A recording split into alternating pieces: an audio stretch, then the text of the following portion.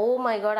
I అంటే కొంచెం కేర్‌ఫుల్‌గా ఉండాలి కదా! ఎవరికంటే వాళ్ళకి చేయలేం కదా! సో, ఇంకా చాలా టెన్షన్ ఫీల్ అయ్యాను. ఇంకొక లైఫ్ వచ్చినట్టే నాకులాంటి వాళ్ళకి, అంటే స్పెక్ట్స్ ఉన్న వాళ్ళకి తెలుస్తది ఆ ఫీలింగ్ ఏంటో. ఐయామ్ శ్రీలేఖ. నేను యూకేలో ఉంటాననమాట. జస్ట్ ఫ్యామిలీ విజిటింగ్ కోసం అని చెప్పి వచ్చాము. సర్ప్రైజ్ ప్లాన్ చేశారు. వాలంటైన్స్ డేకి మా హస్బెండ్ సర్ప్రైజ్ ప్లాన్ చేశారు. ఏంటో అనుకున్నాను. నా లైఫ్‌లోనే కంప్లీట్ చేంజ్ అయ్యే సర్ప్రైజ్ అనమాట అది. ప్యూర్ విజన్‌కి తీసుకొచ్చారు.